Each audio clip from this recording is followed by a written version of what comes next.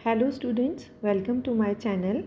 आज हम class 10 ICSE board की बुक साहित्य सागर के लेसन बड़े घर की बेटी की एक्सप्लेनेशन करेंगे और साथ ही साथ इसके वर्ड मीनिंग्स भी डिस्कस करते जाएंगे। तो चलिए स्टार्ट करते हैं। बेनी माधव सिंह गौरीपुर गांव के जमींदार और नंबरदार थे। ये बता रहे हैं कि जो इसके एक कैरेक्टर हैं बेनी माधव सिंह जी, ये गौरीपुर गांव के ज़मींदार और नंबरदार थे। ज़मींदार बेटा जो लैंडलॉर्ड्स होते हैं ना, उनको कहते हैं। और नंबरदार जो होते थे, जो ब्रिटिश एरा में जिनको ज़मींदारी के साथ साथ ये भी ड्यूटी दी जाती थी कि वो माल गुजारी यानी लैंड रेवेन्यू भी वसूल करते थे। तो ज़मींदार भी थे और ये नंबरदार भी थे। उसके पितामह किसी समय बड़े धन धान्य से संपन्न थे। पितामह कहते हैं मतलब उनके दादाजी। बेनी माधव सिंह के दादाजी जो थे किसी समय में बड़े रिच थे, बहुत प्रॉस्परस थे।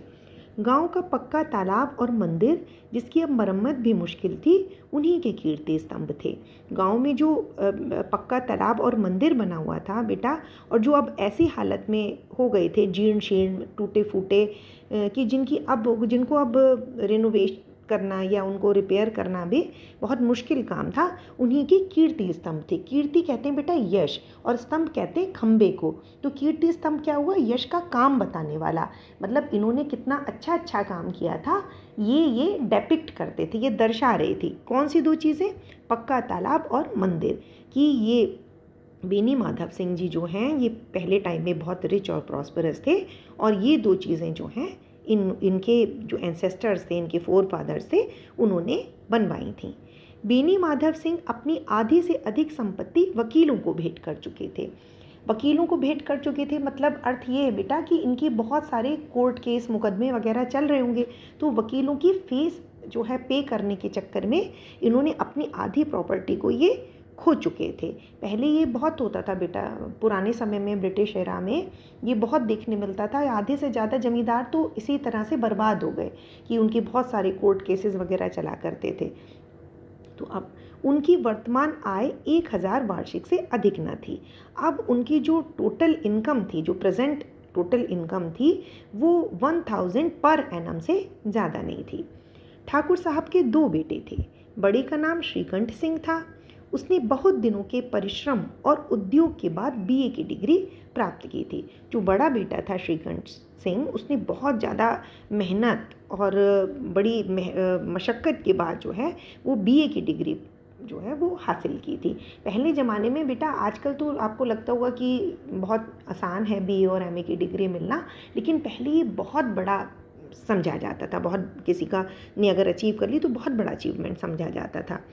अब एक दफ्तर में नौकर था। दफ्तर में नौकर था मतलब नौकर यानी एम्प्लॉई था, वहाँ इसको नौकरी मिल गई थी।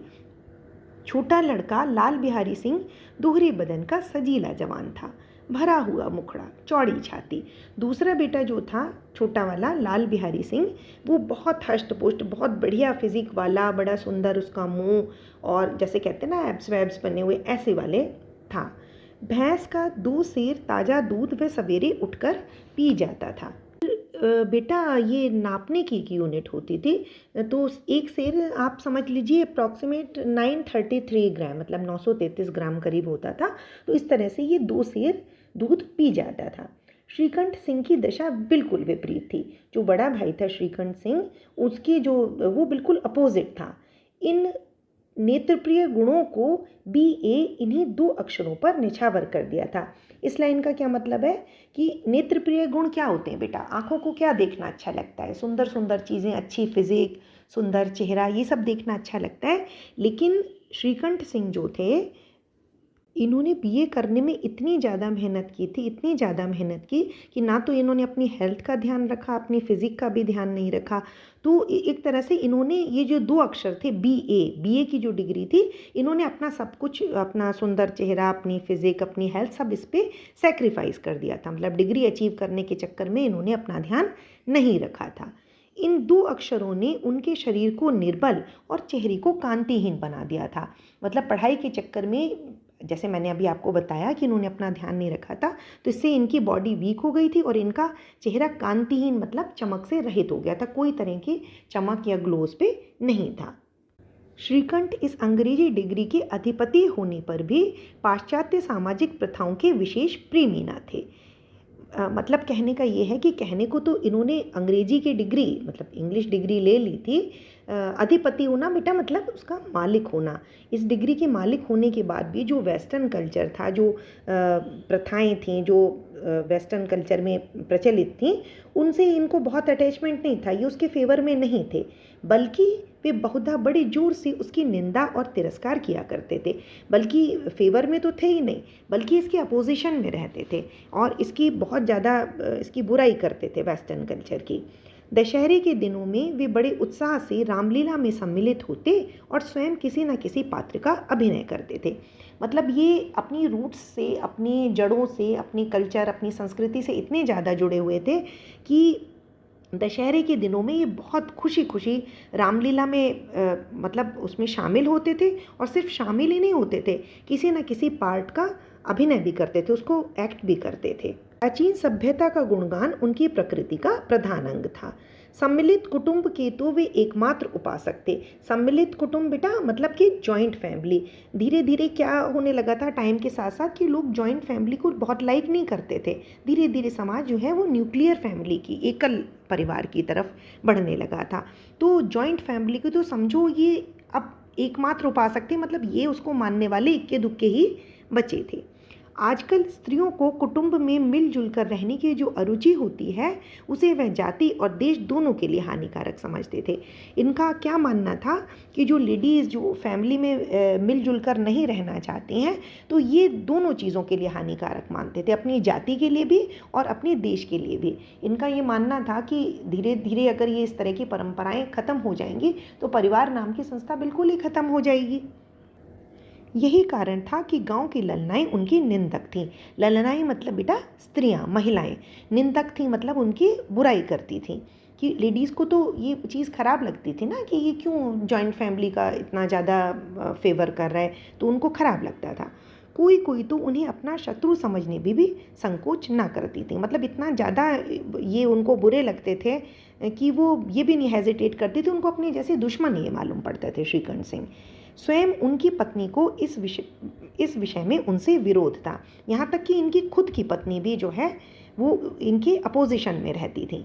यह इसलिए नहीं कि उसे अपनी सास ससुर, देवर या जेठ आदि से घृणा थी, बल्कि उसका विचार था कि यदि बहुत कुछ सहने पर भी परिवार के साथ निर्वाह न हो सके तो आए दिन की कलह से जीवन को नष्ट करने की अपेक्षा है कि अपनी खिचड़ी अलग पकाई जाए। तो अपने हस्बैंड से ये एग्री नहीं करती थी जॉइंट फैमिली होनी चाहिए इस मामले में। तो इसलिए नहीं था कि वो अपने सास ससुर या अपनी फैमिली मेम्बर्स को हेट करती थी, ऐसा नहीं था। उनका ये मानना था कि अगर रोज़ रोज़ आपकी लड़ाइयाँ हो रही हैं घर में, आप एडजस्ट नहीं कर पा रहे हो, तो इससे तो अच्छा है कि आप दूर रह लो। दूर रह के अपनी खिचड़ी अलग पकाई जाए, मतलब अपना गुजर बसर, अपना निर्वाह अलग से किया जाए। आनंदी एक बड़ी उच्च कुल की लड़की थी। अब ये राइटर किसके बारे में बता रहे हैं? आनंदी, जो कि जिसको ये डिस्क्राइब कर रहे हैं बड़े घर की बेटी। तो एक उच्च कुल मतलब बड़े घर की बेटी थी। उसके बाप एक छोटी सी रियासत के ताल्लुकेदार थे। ताल्लुकेदार थे मतलब बड़े जमींदार थे। विशाल भवन, एक हाथी, 3 कुत्ते, झाड़ फनूस, ऑनरेरी मजिस्ट्रेटी और ऋण, जो एक प्रतिष्ठित ताल्लुकेदार के योग्य पदार्थ हैं, सभी यहाँ पर विद्यमान थे। क्या क्या उनकी प्रॉस्पेरिटी का कैसे डिस्क्राइब कर रहे हैं ये कि बड़ा सा घर था, हाथी था, कुत्ते थे, झाड़ फनूस कहते हैं बेटा शैंडिलियर्स। उस टाइम में शैंडिलियर्स वगैरह अगर किसी के घर में होती थी तो बहुत बड़ी बात मानी जाती थी। ऑनरेरी मजिस्ट्रेटी थी और साथ में मतलब ये थोड़ा व्यंग्यात्मक रूप में कह रहे हैं कि ऋण मतलब कर्जा भी होता था जमींदार वगैरह लोगों पे, तो वो भी था। हर वो चीज़ थी कि जो एक रेपुटेटेड ताल्लुकेदार यानी जमींदार के घर में होनी चाहिए, वह सभी यहाँ पर विद्यमान थे, यहाँ पर मौजूद थे। नाम था भूप सिंह। बड़े उदारचित्त और प्रतिभाशाली पुरुष थे। मतलब ये बहुत बड़े दिल वाले और बहुत जैसे कहते हैं ना जीनियस आदमी थे। पर दुर्भाग्य से लड़का एक भी ना था। जिस समय ये स्टोरी लिखी गई थी ना बेटा, तो उस समय में ये बहुत डिफरेंस होता था बेटा बेटी, तो लोग बहुत गर्व की बात समझते थे कि अगर किसी के घर में बेटा होता था, और इसको बड़ा अपने को बहुत अनफॉर्चुनेट समझते थे कि अगर उनके घर में बेटा नहीं पैदा होता था। तो इसीलिए वो कह रहे हैं कि दुर्भाग्य से लड़का एक भी ना था। आनंदी चौथी लड़की थी। वह अपनी सब बहनों से अधिक रूपवती और गुणवती थी, मतलब बहुत सुंदर थी और बहुत ही गुणों वाली लड़की थी। इससे ठाकुर भूप सिंह उसे बहुत प्यार करते थे। सुंदर संतान को कदाचित उसके माता पिता भी अधिक चाहते हैं। मतलब ऐसा होता है कि जो बच्चा सुंदर होता है, ऐसा लेखक का मानना था कि जो बच्चा सुंदर होता है तो उसके माता पिता भी उसको कहीं ना कहीं ऐसा होता है कि ज़्यादा प्यार करते हैं। ठाकुर साहब बड़े धर्म संकट में थे। धर्म संकट में थे मतलब ऐसी स्थिति में थे कि क्या करें क्या ना करें, इसको कहते हैं धर्म संकट। धर्म संकट में थे कि आनंदी का विवाह कहाँ करें। ना तो वे यही चाहते थे कि ऋण का बोझ बढ़े, और न ही यही स्वीकार था कि उसे अपने को भाग्यहीन समझना पड़े। मतलब ये था बेटा, अब ये उतने प्रॉस्परस तो थे नहीं, इनके पास इतने पैसे तो थे नहीं, तो ये नहीं चाहते थे कि अब आनंदी की शादी करने के लिए और एक्स्ट्रा कर्ज लें, और ना तो ये फिर ये यही चाह रहे थे कि हम उसकी इतनी ख़राब जगह शादी कर दें कि वो खुद को भाग्यहीन समझे, ऐसे समझे कि मेरा कितना ख़राब मेरी डेस्टिनी है कि मुझे ऐसे घर में मेरी शादी हुई है, मुझे निभाना पड़ रहा है। तो एक दिन श्रीकंठ सिंह उनके पास किसी चंदे का रुपया मांगने आए। भूप सिंह उनके स्वभाव पर रीझ गए और धूमधाम से श्रीकंठ सिंह का विवाह आनंदी के साथ हो गया। आनंदी अपने नए घर में आई तो यहाँ रंग ढंग कुछ और दिखा। जब ये तो बहुत प्रॉस्परस घर की थी, लेकिन जब ये शादी होकर आई तो इन्होंने कुछ और ही तरह का वातावरण माहौल देखा। जिस टीम टाम की उसे बचपन से ही आदत पड़ी हुई थी, वह यहाँ नाम मात्र को भी ना थी। टीम टाम कहते हैं बेटा बनाव श्रृंगार, जैसे बहुत ठाट बाट की चीज़ें ना, जैसे उनके घर में शैंडेलियर्स था और बड़ा सा घर था, ये सब चीज़ें, तो वो इनको यहाँ पर बिल्कुल भी देखने, नाम मात्र का मतलब बिल्कुल भी देखने को नहीं मिली थी। हाथी घोड़ों का कहना ही क्या, कोई सजी हुई सुंदर बहली तक ना थी। मतलब हाथी घोड़े तो आप छोड़ ही दीजिए, तो बहुत बड़ी चीज़ है। बहली कहते हैं बेटा जो बुलक चैरियट होता था ना, बैलगाड़ी छतरीदार होती थी, इसमें तनी हुई होती थी छतरी, मतलब कवर्ड होती थी, कवर्ड बैलगाड़ी। तो वो कह रही है कि हाथी घोड़े तो छोड़ दो, इनके यहाँ तो बैलगाड़ी तक नहीं है ढंग की, ऐसा माहौल है। रेशमी स्लीपर साथ लाई थी, पर यहाँ बाग कहाँ जाए वह सैर करती। मकान में खिड़कियाँ तक न थीं, न जमीन पर फर्श, न दीवार पर तस्वीरें। वह एक सीधा साधा देहाती गृहस्थ का मकान था। आपको पहले ही बता दिया था कि जो श्रीकंठ सिंह के यहाँ जिनके यहाँ ये शादी होके आई थी, तो ये अपनी प्रॉस्पेरिटी, अपनी जो शान बान थे, ये लगभग खो चुके थे। किंतु आनंदी ने थोड़े दिनों में ही अपने आप को इस नई परिस्थिति के ऐसा अनुकूल बना लिया मानो विलास के समान कभी देखे ही ना थे। जब इन्होंने पाया कि यहाँ पर मतलब स्टेटस काफ़ी डिफरेंट है, जैसा ही अपनी मायके में छोड़ कर आई थी, लेकिन फिर भी इन्होंने एडजस्ट किया आनंदी ने, और अपने को मतलब बिल्कुल ऐसा बना लिया, इतना साधारण अपना जीवन बना लिया, ऐसा कि जैसे कभी इतनी प्रोस्पेरिटी, इतनी सारी चीज़ें उन्होंने कभी देखी ना हो। एक दिन दोपहर के समय लाल बहारी सिंह 2 चिड़िया लिए हुए आया और भावज से बोला, जल्दी से पका दो, मुझे भूख लगी है। भावज मतलब भाभी। आनंदी भोजन बनाकर उसकी राह देख रही थी, मतलब वो तो खाना बना के उसका वेट कर रही थी। अब वह नया व्यंजन बनाने बैठी। हांडी में देखा, व्यंजन कहते हैं बेटा डिश को, हांडी में देखा तो घी पाव भर से अधिक ना था। पाव भर मतलब 250 ग्राम। तो जब ये बनाने चली कि भाई चलो नई डिश बना देती हूँ, अब ये लाए हैं तो बना देती हूँ, तो लेकिन उन्होंने देखा तो घी तो उसमें 250 ग्राम ही था, 250 ग्राम था। बड़े घर की बेटी किफ़ायत क्या जाने, किफ़ायत कहते हैं बेटा बचत को। उसने सब घी मांस में डाल दिया। लाल बिहारी खाने बैठा तो दाल में घी ना था। बोला, दाल में घी क्यों नहीं छोड़ा? क्यों नहीं छोड़ा मतलब क्यों नहीं डाला? आनंदी ने कहा, घी सब मांस में पड़ गया। लाल बिहारी जोर से बोला, अभी परसों घी आया है और इतनी जल्दी उठ गया, मतलब अभी तो आया था और ख़त्म हो गया इतनी जल्दी। आनंदी ने उत्तर दिया, आज तो कुछ पाव भर रहा होगा, वह सब मैंने मांस में डाल दिया। जिस तरह सूखी लकड़ी जल्दी से जल उठती है, उसी तरह क्षुधा से बावला मनुष्य जरा जरा सी बात पर तिनक जाता है। देखो सूखी लकड़ी बेटा आग लगाते हैं तो बहुत जल्दी से जल जाती है ना, तो क्षुधा कहते हैं भूख। तो ये बहुत नोन फैक्ट है कि अगर किसी को भूख लग रही हो तो बहुत जल्दी जल्दी उसको ना गुस्सा आ जाता है। ये पता नहीं आप लोगों ने नोटिस किया होगा नहीं, लेकिन ये होता है, बहुत मैंने सुना है कई लोगों से। तो इसी तरह से जब ये भूख से परेशान थे लाल बिहारी सिंह, तो इसको जो है बहुत तेज़ गुस्सा आ गया। लाल बिहारी को भावच की यह ढिठाई बहुत बुरी मालूम हुई। ढिठाई कहते हैं बेटा इम्प्रूडेंस।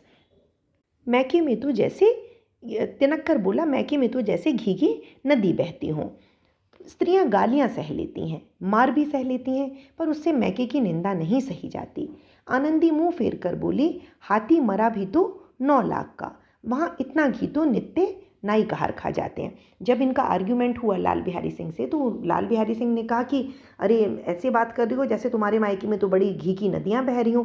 तो लेडीज़ का बेटा होता है कि वो सब कुछ सुन लेती हैं, ये एक साइकोलॉजिकल फैक्ट है। लेकिन जब अगर बात उनके मायके की, उनके पेरेंटल होम की आती है, उनके घर की आती है, तो उनको बहुत ज़्यादा ख़राब लगता है। तो ऐसे आनंदी को भी ख़राब लगा। तो उन्होंने कहा कि अरे मतलब अगर हम थोड़े से कम भी प्रॉस्पेरस रह गए, पहले ज़्यादा थे, तो तब भी ये कहावत है कि हाथी मर भी जाए तब भी उसकी इतनी वैल्यू होती कि 9 लाख का तो वो तब भी होता है। तो मतलब अगर हमारे मायके में कम भी पैसा थोड़ा हो गया है, तब भी प्रोस्पेरिटी में कोई कमी इतना है नहीं है। वहाँ तो इतना घी नित्य नाई कहार खा जाते हैं। नाई बेटा एक कास्ट है और कहार भी एक कास्ट है। नाई कहते हैं बार्बर, और जो कहार होते हैं वो पहले के ज़माने में जब कोई सवारी, कोई साधन नहीं होते थे, तो अगर आपने बहुत पहले टाइम में आप देखिए तो डोलियों में लोग चला करते थे। तो ये कहार लोग ही उन डोलियों को उठाते थे, कैरी करते थे, और लोगों के घरों में पानी वानी भर कर लाने का ये काम करते थे।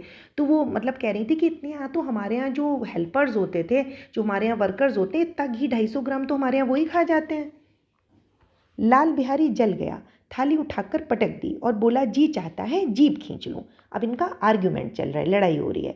आनंदी को भी क्रोध आ गया, मुंह लाल हो उठा। बोली, वे होती तो आज इसका मजा चखा देते। मतलब जैसे तुमने मेरी इंसल्ट की है, मिसबिहेव किया है, तो अगर मेरे हस्बैंड होते तो तुम्हें अभी के अभी रिप्लाई करते। अब अनपढ़ उजड़ लाल बिहारी से ना रहा गया। खड़ाऊं उठाकर आनंदी की ओर जोर से फेंकी और बोला, जिसके गुमान पर फूली हुई हो उसे भी देखूंगा और तुम्हें भी। खड़ाऊं क्या होती थी बेटा? लकड़ी की पैरों में पहनने की चप्पलें होती थीं।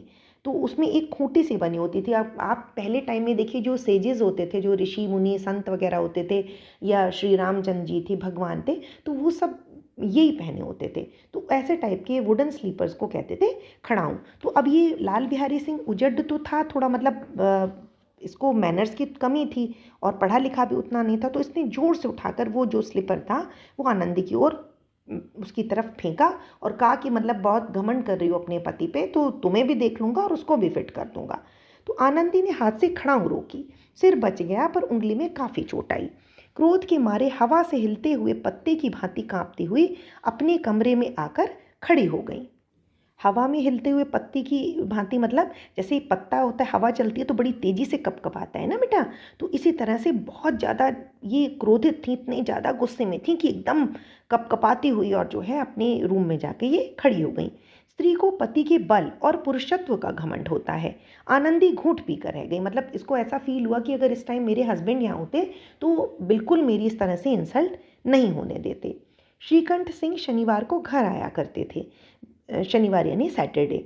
बृहस्पतिवार को यह घटना घटी थी। ये कब इंसिडेंट हुआ था? थर्सडे को।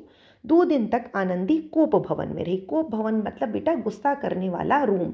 अब आपको सुन के बहुत अजीब लगेगा, लेकिन पहले टाइम में जो राजा महाराजा हुआ करते थे तो उनके यहाँ इतना मतलब ये परमिशन नहीं होती थी कि आप जहाँ चाहो गुस्सा कर लो। ये तो उनके लिए एक स्पेशल रूम होता था जहाँ वो जाकर, अगर उनको किसी बात से कोई खिन्नता, कोई नाराज़गी होती थी, तो उस रूम में जाकर वो अपनी चिढ़न, अपने गुस्से को व्यक्त करते थे।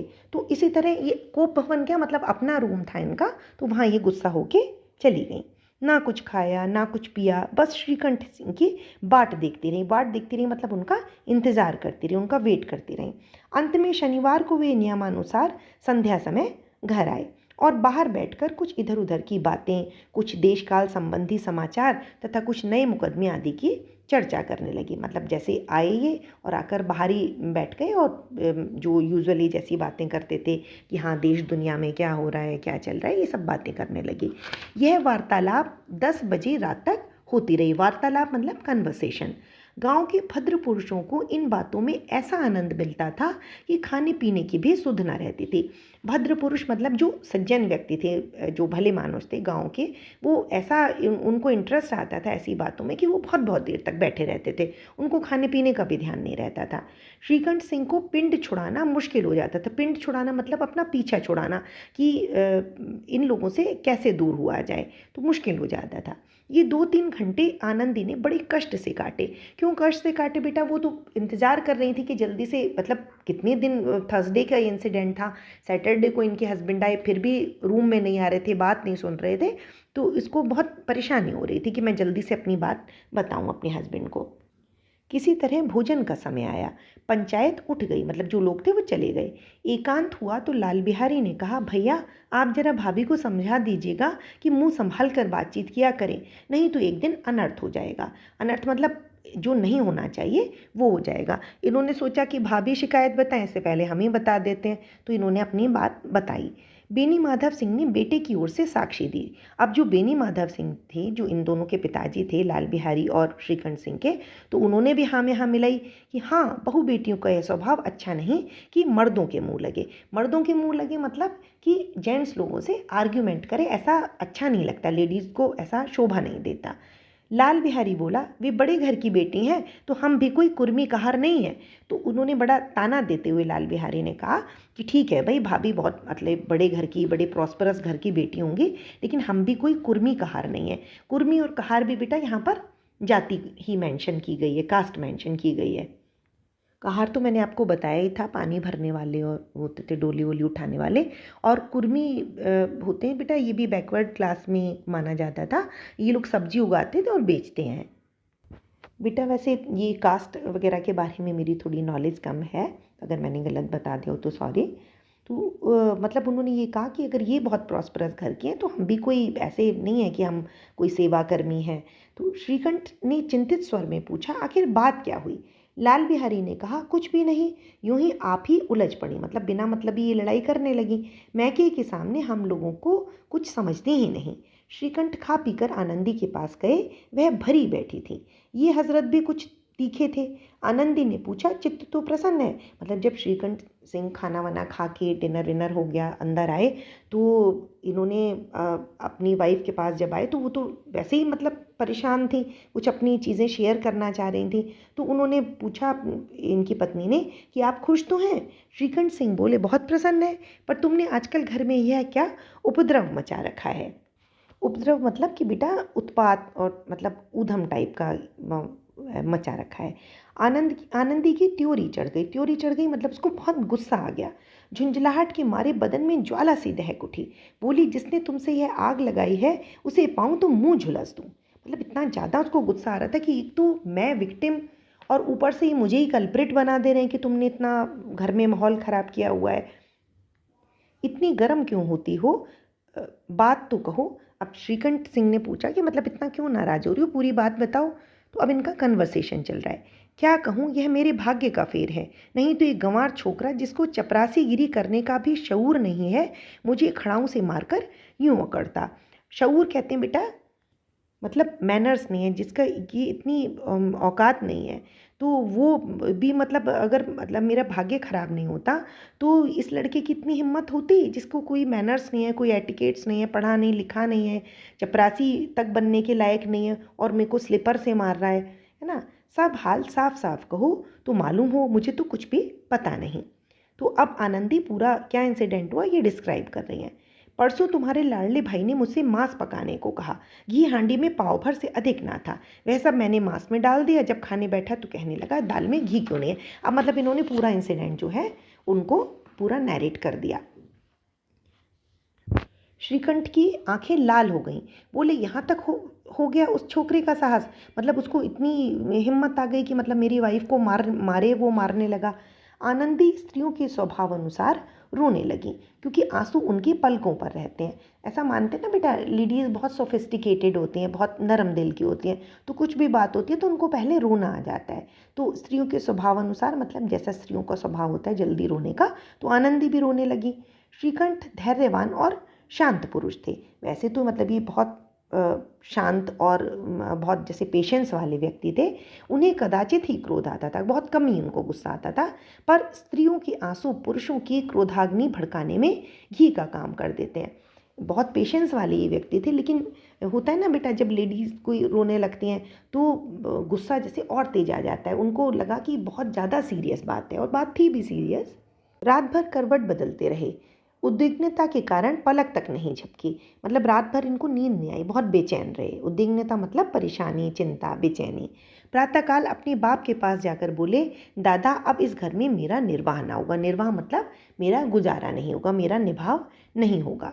इस तरह की विद्रोहपूर्ण बातें कहने पर श्रीकंठ सिंह ने कितनी ही बार अपने मित्रों को आड़े हाथों लिया था, परंतु दुर्भाग्यवश उन्हें स्वयं वे ही बातें अपने मुंह से कहनी पड़ी। मतलब ये चीज़ की बताया था ना बेटा कि ये न्यूक्लियर फैमिली के बड़े अगेंस्ट थे, जॉइंट फैमिली को फेवर करते थे। तो ऐसे अगर कि हम अलग रहेंगे, हम अपनी फैमिली से अलग रहेंगे, ऐसी बातें जब कभी इनके फ्रेंड्स कहा करते तो ये बड़ा उनको नाराज़गी व्यक्त करते थे। लेकिन आज देखिए अनफॉर्चुनेटली यही सब इनको कहना पड़ा। तो कहते हैं ना, दूसरों को उपदेश देना भी कितना सहज है। मतलब दूसरों को तो ये बड़ा बोला करते थे, लेकिन आज जब परिस्थितियाँ आई तो अपना खुद ही कह रहे हैं कि अब हम नहीं रह पाएंगे आपके साथ। बेनी माधव सिंह घबरा उठे और बोले, क्यों? श्रीकंठ सिंह बोले, इसलिए कि मुझे भी अपनी प्रतिष्ठा का कुछ ख्याल है। आपके घर में अब अन्याय और हठ का प्रयोग हो रहा है। जिनको बड़ों का आदर सम्मान करना चाहिए वे उनके सिर पर चढ़ते हैं। मतलब ये क्या मेंशन कर रहे हैं इंसिडेंट, ये लाल बिहारी सिंह और आनंदी के बीच में जो कहा सुनी हुई थी उसको मेंशन करने लगे।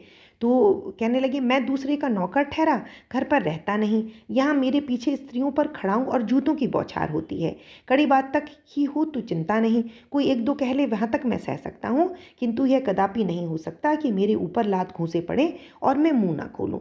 मतलब अगर सिर्फ बात आर्ग्यूमेंट तक हुई होती तो इतना ऑब्जेक्शनेबल नहीं थी, लेकिन बात मारपीट तक आ गई तो ये मैं नहीं बर्दाश्त कर सकता। बेनी माधव सिंह कुछ जवाब न दे सके। श्रीकंठ सिंह सदैव उनका आदर करते थे। उनके ऐसे तेवर देखकर बूढ़ा अवाक रह गया। अवाक रह गया मतलब कि बहुत एस्टोनिश्ड रह गया, ताज्जुब हुआ उनको। केवल इतना ही बोला, बेटा तुम बुद्धिमान होकर ऐसी बातें करते हो, स्त्रियां इसी तरह घर का नाश कर देती हैं, उनको बहुत सिर चढ़ाना अच्छा नहीं। सिर चढ़ाना मतलब बेटा बहुत ज़्यादा इम्पोर्टेंस देना। श्रीकंठ सिंह ने उत्तर दिया, इतना मैं जानता हूँ, आपके आशीर्वाद से मूर्ख नहीं हूँ। आप स्वयं जानते हैं मेरे ही समझाने बुझाने से इसी गांव में कई घर संभल गए, पर जिस स्त्री की मान प्रतिष्ठा का ईश्वर के दरबार में उत्तरदाता हूँ उसके प्रति ऐसा घोर अन्याय और पशुवत व्यवहार असह्य है। पशुवत व्यवहार मतलब बेटा जानवरों की तरह से व्यवहार। आप कैसे किसी भी स्त्री पर हाथ उठा सकते हैं, मार सकते हैं? आपने क्या उसको मतलब जानवर समझा था? तो वो कह रहे थे कि भाई और चीज़ें तो मैं बर्दाश्त कर सकता हूँ, लेकिन जब बात ये आई कि भाई अपनी स्त्री के प्रति तो बेटा उनकी एक जिम्मेदारी बनती थी ना कि उसकी मान सम्मान की वो रक्षा करें। तो अगर उनकी वाइफ के साथ कुछ मिसबिहेव हो रहा है तो वो कह रहे हैं कि ऐसे में तो मेरा बोलना बनता है, ये तो मैं नहीं टॉलरेट कर पाऊँगा। आप सच मानिए मेरे लिए यही कुछ कम नहीं कि लाल बिहारी को कुछ दंड नहीं दिया। अब बेनी माधव सिंह भी गरमाए। अब जो इनके फादर थे उनको भी गुस्सा आ गया, ऐसी बातें और ना सुन सके। बोले, लाल बिहारी तुम्हारा भाई है, उससे कभी भूल चूक हो उसके कान पकड़ो, लेकिन मतलब अगर कोई गलती हो गई तो तुम उसको बोल सकते हो, लेकिन ऐसे नहीं कहो कि हम इसके साथ नहीं रहेंगे। लाल बिहारी को मैं अपना भाई नहीं समझता। अब इनके फादर कह रहे हैं, स्त्री के पीछे मतलब अपनी वाइफ को इतनी ज़्यादा इंपॉर्टेंस दे रहे हो कि ऐसी बातें बोल रहे हो? जी नहीं, उसकी क्रूरता और अविवेक के कारण। दोनों कुछ देर चुप रहे। ठाकुर साहब लड़के का क्रोध शांत करना चाहते थे, लेकिन ये नहीं स्वीकार करना चाहते थे कि लाल बिहारी ने कोई अनुचित काम किया है। मतलब वो ये तो चाहते थे कि ये इनके बेटा शांत हो जाए, लेकिन साथ में ये भी एक्सेप्ट नहीं करना चाह रहे थे कि लाल बिहारी ने अपनी भाभी को मार के कोई गलत काम किया है। इसी बीच में गांव के और कई सज्जन हुक्के चिलम के बहाने वहां आ बैठे। ऐसा होता है ना बेटा, जब लोगों को पता चल जाता है कि कहीं कोई लड़ाई झगड़ा हो रहा है या कुछ ऐसी चीज़ हो रही है तो उनको बड़ा इंटरेस्ट आने लगता है। तो लोग किसी किसी बहाने से, कभी हुक्का पीने के लिए, कभी किसी बहाने से इनके घर में आने लगे। कई स्त्रियों ने जब यह सुना कि श्रीकंठ सिंह अब पत्नी के पीछे पिता से लड़ने पर तैयार है तो उन्हें बड़ा हर्ष हुआ, उनको बड़ी मतलब खुशी हुई। दोनों पक्षों की मधुर वाणियाँ सुनने के लिए उनकी आत्माएं अकुलाने लगीं। बड़ी मतलब ये लेखक थोड़े हंसी मजाक के मतलब व्यंग्यात्मक रूप में बता रहे हैं कि जब लोगों को पता चला कि इनके घर में भी कुछ लड़ाई झगड़ा हो रहा है, कुछ ये लेडीज़ को पता चला कि अपनी वाइफ के पीछे अपनी फादर से लड़ने के लिए तैयार है, तो उनको भी मधुर वाणियाँ मतलब उनको लगा कि ऐसे आर्ग्यूमेंट्स, ऐसा लड़ाई झगड़ा हमें भी सुनने को मिले तो अच्छा लगेगा। गांव में कुछ ऐसे कुटिल मनुष्य भी थे, कुटिल कहते हैं बेटा दुष्ट को, कुटिल मनुष्य भी थे जो इस कुल की नीतिपूर्ण गति पर मन ही मन जलते थे। लोग क्या जेलस फील करते थे कि बड़ी आइडियल फैमिली है, बड़ा प्यार है इनके यहाँ, जॉइंट फैमिलीज़ में जो नॉर्मली नहीं देखा जाता। इन महानुभावों की शुभकामनाएं आज पूरी होती दिखाई दी। कोई हुक्का पीने और कोई लगान की रसीद दिखाने के बहाने आकर बैठ गए। बेनी माधव सिंह पुराने आदमी थे, इन भावों को ताड़ गए मतलब उन्होंने ये सेंस कर लिया, ये जान गए कि लोग हमारे मजाक बनाने के लिए आ रहे हैं, बहाने से हमारे घर में आ रहे हैं, हमारी लड़ाई झगड़े को समझने के लिए आ रहे हैं। उन्होंने निश्चय किया कि चाहे कुछ भी क्यों ना हो, इन द्वेषियों को ताली बजाने का अवसर ना दूंगा। द्वेषी मतलब बेटा द्वेष मानने वाले, बैर मानने वाले। तो उन्होंने ये मन ही मन डिसाइड किया कि चाहे कुछ भी हो जाए, मुझे कोई भी कॉस्ट पे करनी पड़े, लेकिन मैं इन लोगों को खुश नहीं होने दूंगा कि हाँ इनकी फैमिली टूट गई, ऐसा नहीं होने दूंगा। तुरंत कोमल शब्दों में बोले, बेटा मैं तुमसे बाहर नहीं हूँ, तुम्हारा जी जो चाहे करो। अब तो लड़के से अपराध हो गया। अभी तक तो ये अकड़ रहे थे, लेकिन अब इन्होंने ये चुपचाप कि फैमिली ना टूटे इसलिए एक्सेप्ट किया कि बेटा अब तुम्हें जो करना है, जो डिसीजन लेना है तुम फ्री हो, लेकिन अब तो भाई जो गलती होनी थी उससे हो गई। इलाहाबाद का अनुभव रहित झल्लाया हुआ ग्रेजुएट इस बात को ना समझ सका। इलाहाबाद का अनुभव रहित झल्लाया हुआ ग्रेजुएट, ये किसके लिए कहा जा रहा है? ये कहा जा रहा है श्रीकंठ सिंह के लिए। अनुभव रहित क्यों कहा जाए कि इनको ऐसे बहुत लाइफ का इतना एक्सपीरियंस नहीं था, इन्होंने सिर्फ डिग्री तो हासिल कर ली थी और एक्सपीरियंस इनको कोई था नहीं, तो ये समझ नहीं पाए कि अब इनके फादर एकदम ऑल ऑफ अ सडन कैसे टर्न हो गए। तो ये समझ नहीं पा रहे थे कि वो अब कॉम्प्रोमाइज़ करना चाह रहे हैं। उसे डिबेटिंग क्लब में अपनी बात पर अड़ने की आदत थी, इन हथकंडों की तो उसे क्या खबर। ये क्योंकि डिबेटिंग क्लब वगैरह में बेटा ये पार्टिसिपेट करते थे ना, तो इनको लग रहा था कि जिसके फेवर में आप बोल रहे हैं, जिस बात पर आप अड़े हुए हैं, बस उसी के फेवर में आप बोलते चले जाइए कि भाई नहीं अलग रहना है, अलग रहना है, तो यही बोलते जा रहे थे। ये नहीं समझ रहे थे कि अब इनके फादर कॉम्प्रोमाइज़ करना चाह रहे हैं। बाप ने जिस मतलब से बात पलटी थी वह उसकी समझ में ना आई। बोला, मैं लाल बिहारी के साथ अब इस घर में नहीं रह सकता। बेनी माधव सिंह ने पुचकारा, बेटा बुद्धिमान लोग मूर्खों की बात पर ध्यान नहीं देते, वह बेसमझ लड़का है, उससे जो कुछ भूल हुई तुम बड़े होकर क्षमा करो। मतलब इन्होंने इनका ब्रेन वॉश करने की कोशिश की कि अब तुम उसको माफ़ कर दो। श्रीकंठ सिंह को आवेश आ गया मतलब जोश आ गया। बोले, उसकी इस दुष्टता को मैं कदापि नहीं सह सकता, या तो वही घर में रहेगा या मैं ही। आपको यदि वह अधिक प्यारा है तो मुझे विदा कीजिए, मैं अपना भार संभाल लूँगा। यदि मुझे रखना चाहते तो उससे कहिए जहाँ चाहे चला जाए, बस ये मेरा अंतिम निश्चय है। मतलब अब मैंने डिसाइड कर लिया कि मुझे इस घर में नहीं रहना है, या तो वो रहेगा या फिर मैं रहूँगा। लाल बिहारी दरवाजे के चौखट पर चुपचाप खड़ा बड़े भाई की बातें सुन रहा था। वह श्रीकंठ के सामने चारपाई पर बैठ जाए, हुक्का पी ले या पान खा ले, बाप का भी वह लिहाज ना करता था जितना बड़े भाई का। मतलब बड़े भाई को इतना ज़्यादा रिस्पेक्ट करता था कि जितना कि कभी अपने फादर का भी शायद वो नहीं करते थे। श्रीकंठ का भी उस पर हार्दिक स्नेह था। मतलब श्रीकंठ भी जो थे वो अपने भाई को बहुत प्यार करते थे। अपने होश में उन्होंने कभी भी उसे घुड़का तक ना था, घुड़का नहीं था मतलब बेटा स्कोल्ड करना, डांटना फटकारना, कभी नहीं ऐसा किया था। जब वह इलाहाबाद से आती तो उसके लिए कोई ना कोई वस्तु अवश्य लाते। मुगदर की जोड़ी उन्होंने ही बनवा दी थी। मुगदर क्या होता था बेटा? एक एक्सरसाइजिंग इंस्ट्रूमेंट होता था, एक इक्विपमेंट होता था, तो वो भी उन्होंने अपने भाई को बनवा दी थी। पिछले साल जब उसने अपने से ड्योढ़े जवान को नागपंचमी के दिन दंगल में पछाड़ दिया था, तो उन्होंने पुलकित होकर अखाड़े में जाकर उसे गले से लगा लिया और 5 रुपये के पैसे लौटाए थे। मतलब अपने भाई को इतना अप्रिशिएट करते थे, इतना प्यार भी करते थे कि जब लास्ट ईयर दंगल होता है, मतलब बेटा जो कुश्ती होती है, रेसलिंग होती है, तो जब उन्होंने किसी को हरा दिया था तो वो इतने एक्साइटेड हो गए थे, इतने ओवर एक्साइटेड थे कि वो वहीं अखाड़े में जाकर उन्होंने अपने भाई को हग किया और पैसे वैसे लुटाए।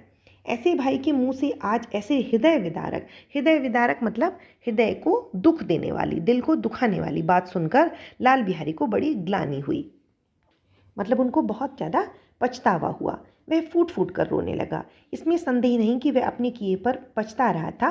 भाई के आने के एक दिन पहले से उसकी छाती धड़कती थी कि देखूं भैया क्या कहते हैं। अब मतलब इनसे गलती तो हो गई थी, अब ये रिग्रेट भी कर रहे थे, लेकिन अब इनको ये लग रहा था कि देखो अब भाई का क्या रिएक्शन होगा, मैं उनके सम्मुख कैसे जाऊंगा, उनसे कैसे बोलूँगा, मेरी आंखें उनके सामने कैसे उठेंगी। उसने समझा था कि भैया मुझे बुलाकर समझा देंगे, और इस आशा के विपरीत आज उसने उन्हें कठोरता की मूर्ति बने हुए पाया।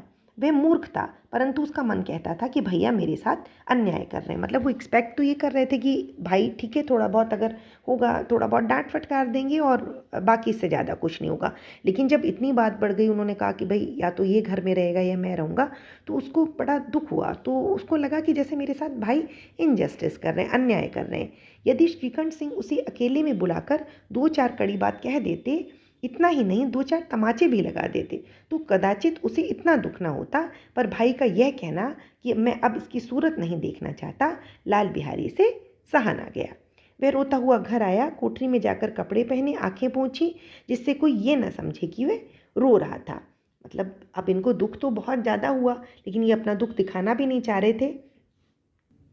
इसके उपरांत वह आनंदी के द्वार पर आकर बोला, भाभी भैया ने निश्चय किया है कि मेरे साथ इस घर में ना रहेंगे। अब वे मेरा मुंह भी नहीं देखना चाहते, इसलिए मैं जाता हूँ। उन्हें फिर मुंह न दिखाऊंगा। मुझसे जो कुछ अपराध हुआ उसे क्षमा करना। यह कहते कहते लाल बिहारी का गला भराया। मतलब गला भराया मतलब ये बहुत ज़्यादा वो इमोशनल हो गया, ऑलमोस्ट रोने जैसा हो गया। जिस समय लाल बिहारी सिर झुकाए आनंदी के द्वार पर खड़ा था, उसी समय श्रीकंठ सिंह भी आंखें लाल किए बाहर से आए। भाई ने देखा तो घृणा से आंखें फेर ली और कतराकर निकल गए। कतराकर मतलब थोड़ा सा बच के उनसे निकल गए। जिस समय अपनी भाभी से ये कन्वर्सेशन कर रहे थे, कि बातचीत कर रहे थे कि हमें माफ़ कर दीजिए और अब हम यहाँ से जा रहे हैं, तभी श्रीकंठ सिंह ने भी एंटर किया, लेकिन उन्होंने अपनी भाई की तरफ बिल्कुल ध्यान ही नहीं दिया, उसको इग्नोर किया, तो मानो उसकी परछाई से दूर भागना चाहते हैं। आनंदी ने लाल बिहारी की शिकायत की थी, लेकिन अब मन में पछता रही थी। वह स्वभाव से ही दयालु थी, उसे इसका तनिक भी ध्यान न था कि बात इतनी बढ़ जाएगी। मतलब उन्होंने, ठीक है उस टाइम वो नाराज़ थी आनंदी, लेकिन बेसिक नेचर जो था उनका वो बड़ा दयालु था। तो उनको ये वो बिल्कुल एक्सपेक्ट नहीं कर रही थी कि मेरी इतनी सी बात इतना ज़्यादा बड़ी हो जाएगी। वह मन में अपने पति पर झुंझला रही थी कि इतने गर्म क्यों होते हैं। जब उसने लाल बिहारी को दरवाजे पर खड़े यह कहते सुना कि अब मैं जाता हूँ, मुझसे जो कुछ हुआ क्षमा करना, तो उसका रहा सहा क्रोध भी पानी हो गया। मतलब जब भाई उन्होंने इनसे अपोलोजाइज़ किया, क्षमा मांगी इनके देवर ने, तो इनको जो थोड़ा बहुत गुस्सा जो इनके अंदर बचा था वो भी पानी हो गया, मतलब कि वो भी शांत हो गया। वह रोने लगी। मन का मैल धोने के लिए नयन जल से उपयुक्त और कोई वस्तु नहीं है। इस लाइन का क्या अर्थ है बेटा? एक्चुअली जब होता है ना कि मन में कोई तरह का कष्ट होता है या कोई दुख होता है, तो अगर आप थोड़ा सा रो लो तो आप बहुत हल्का, बहुत लाइट फील करते हो। या किसी के प्रति मन में कोई बात है, कोई चीज़ आप फील कर रहे हो, अगर आपस में आप कह सुन लो और थोड़ा सा रो लो तो बहुत लाइट फील होता है। श्रीकंठ को देखकर आनंदी ने कहा, लाल बाहर खड़े बहुत रो रहे हैं, तो मैं क्या करूं? भीतर बुला लो, मेरी जीभ में आग लगे, मैंने कहाँ से झगड़ा उठाया। तो अब क्या था बेटा, आनंदी जो है ये भी बहुत ज़्यादा रिग्रेट कर रही थी कि मैंने क्यों ये शिकायत की। अगर मैंने नहीं की होती तो शायद ये मैटर इतना आगे तक नहीं जाता। मैं नहीं बुलाऊंगा, मतलब इनके हस्बैंड कह रहे थे, वो एडमेंट थे कि मैं नहीं बुलाऊंगा, तो पछताओगे। उन्हें बहुत ग्लानि हो गई है, ऐसा ना हो कि वह चल दें। तो ये अपने हस्बैंड को कन्विंस कर रही हैं कि नहीं, जो लाल बिहारी सिंह हैं, उनके भाई जो हैं, मतलब हस्बैंड के, तो उनको बहुत अब गिल्ट फील हो रहा है, तो ऐसा नहीं हो कि कहीं वो सचमुच ही घर छोड़कर चले जाएं। श्रीकंठ सिंह न उठे। इतने में लाल बिहारी ने फिर कहा, भाभी भैया से मेरा प्रणाम कह दो, वे मेरा मुंह नहीं देखना चाहते, इसलिए मैं अपना मुंह उन्हें ना दिखाऊंगा। लाल बिहारी इतना कहकर लौट पड़ा और शीघ्रता से दरवाजे की ओर बढ़ा। अंत में आनंदी कमरे से निकली और उसका हाथ पकड़ लिया। लाल बिहारी ने पीछे मुड़कर देखा और आंखों में आंसू भरकर बोला, मुझे जाने दो। अब ये पूछ रही है, अरे कहाँ जा रहे हो? जहाँ कोई मेरा मुंह न देखे। मैं तुम लोगों के साथ रहने योग्य नहीं हूँ। तुम्हें मेरी सौगंध, अब एक पग भी आगे ना बढ़ाना। अभी उनको रिक्वेस्ट कर रही हैं कि मत जाइए घर छोड़ के। जब तक मुझे यह न मालूम हो जाए कि भैया का मन मेरी तरफ से साफ हो गया, तब तक मैं इस घर में कदापि न रहूँगा। कदापि मतलब बेटा कभी भी, बिल्कुल। श्रीकंठ सिंह का हृदय भी पिघला। उन्होंने बाहर आकर लाल बिहारी को गले से लगा लिया। दोनों भाई खूब फूट फूट कर रोए। लाल बिहारी ने सिसकते हुए कहा, अब कभी मत कहिएगा कि तुम्हारा मुंह न देखूंगा। इसके सिवा आप जो दंड देंगे मैं सहर्ष स्वीकार करूंगा। तो अब जो है दोनों भाई देखिए बेसिकली प्यार तो बहुत करते थे एक दूसरे को, लेकिन कुछ मिसअंडरस्टैंडिंग की वजह से परेशानी हो गई थी। तो अब ये दोनों फिर एक हो गए। श्रीकंठ ने कांपते हुए स्वर में कहा, लल्लू इन बातों को बिल्कुल भूल जाओ। ईश्वर चाहेगा तो फिर ऐसा अवसर न आएगा। बेनी माधव सिंह बाहर से आ रहे थे। दोनों भाइयों को गले मिलते देखकर आनंद से पुलकित हो गए और बोल उठे, बड़े घर की बेटियां ऐसी ही होती हैं, बिगड़ता हुआ काम बना लेती हैं। तो अभी जो बेनी माधव सिंह, जिनको ये लगता था कि उनकी बहू बहुत रिच फैमिली से आती है, बहुत प्रॉस्परस फैमिली से आती है, तो वो इन लोगों को थोड़ा समझते नहीं हैं, लेकिन अब इनका ओपिनियन देखिए एकदम चेंज हो गया। अब वो बहुत प्राउड फील कर रहे हैं कि बड़े घर की बेटियां, मतलब जो रिच फैमिली से या अच्छी फैमिली से आती हैं, तो वो सिर्फ ऐसा नहीं है कि वो रिच फैमिली से ही आई। उन्होंने बेसिकली जो मॉरल ड्यूटीज़ थी, जो वैल्यूज़ थी, वो भी बहुत अच्छी अपनी बेटी को देकर भेजा था। में जिसने यह वृतांत सुना, वृतांत मतलब बेटा ये किस्सा सुना, उसी ने इन शब्दों में आनंदी की उदारता को सराहा।